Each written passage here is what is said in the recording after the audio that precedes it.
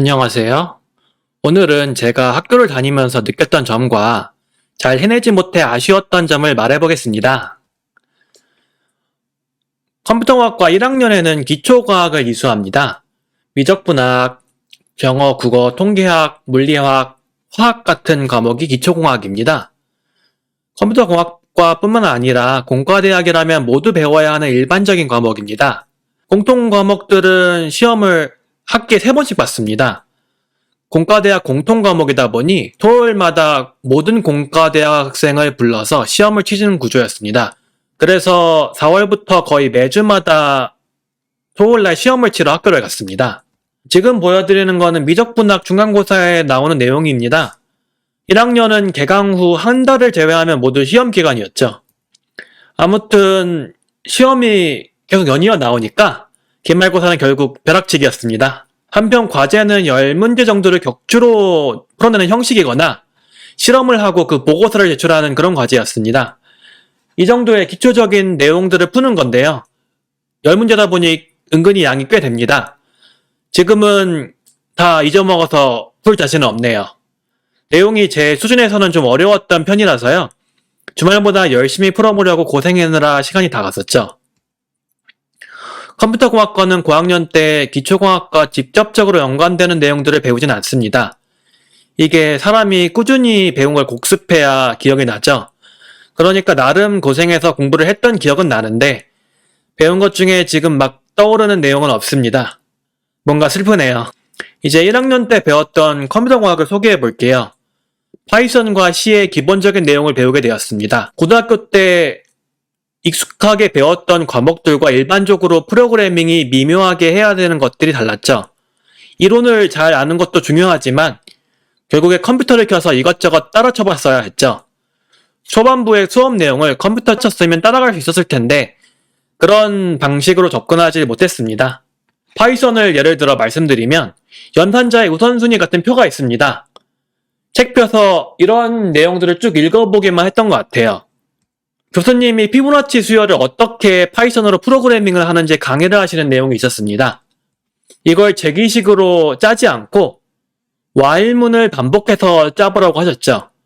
while문의 문법적 정의도 배워서 알고 있었고 적절히 조합하면 당연히 짤 수 있는 걸 알고 있었습니다. 그런데 도통 엄두가 안 났습니다. 교수님이 학생 하나를 집어서 자네 이걸 한번 짜보겠나 했거든요. 그 친구는 진짜 별것 아니듯 휘릭 짜고 자리에 들어갔습니다. 약간 저만 바보된 기분이었습니다. 연습 부족이었죠. 2학년 때는 자료구조와 컴퓨터 프로그래밍이라고 해서 C++와 자바, 객체지향이랑 자료구조를 한 학기에 다 훑어보았습니다. 객체지향도 자료구조도 C++도 자바도 다 난이도가 높았습니다. 그래서 넷 중에 하나도 제대로 건진 게 없었습니다. 4마리 토끼 잡으려다가 한 마리도 못 잡고 집에 갔다. 이런 게 결론입니다. 차라리 좀 선택과 집중을 해서 자료구조만 파던가 아니면 C++만 했으면 더 좋았을 것 같아요. 좀 더 재미있게 흥미있게 공부를 하지 않았을까요? 과감하게 한두 개 정도는 버리고 선택과 집중하는 게 많은 도움이 되지 않았을까 싶어요. 자료구조에서 기억나는 수업 내용을 알려드릴게요. 자료구조 수업에서 N퀸이라는 알고리즘이 나갔습니다.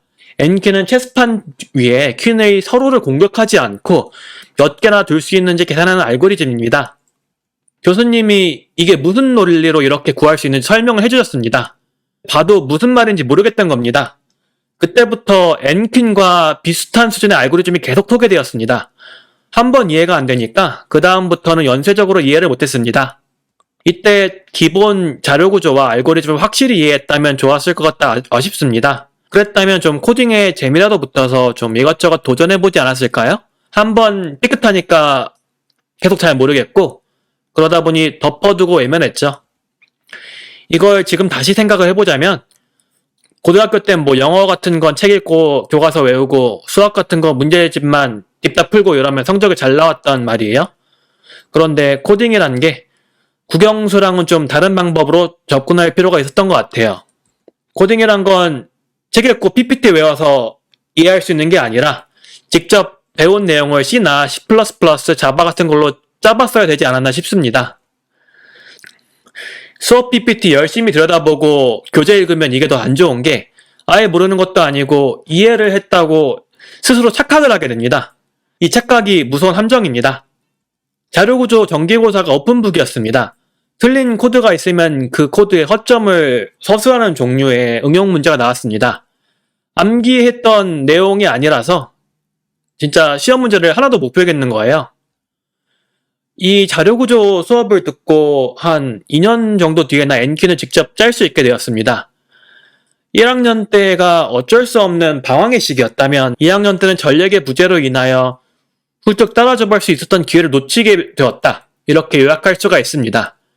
지금 생각해보면 좀 더 잘해볼 수 있었고 여러 시도를 해볼 수 있었는데요. 그런 걸 못 해보아서 아쉽습니다. 오늘은 간단히 제가 1학년 때 혹은 2학년 때 느꼈던 점을 말씀드렸습니다. 다음에는 고학년 때 느꼈던 점을 말씀드리려고 합니다. 이것으로 오늘 영상 마치겠습니다. 감사합니다.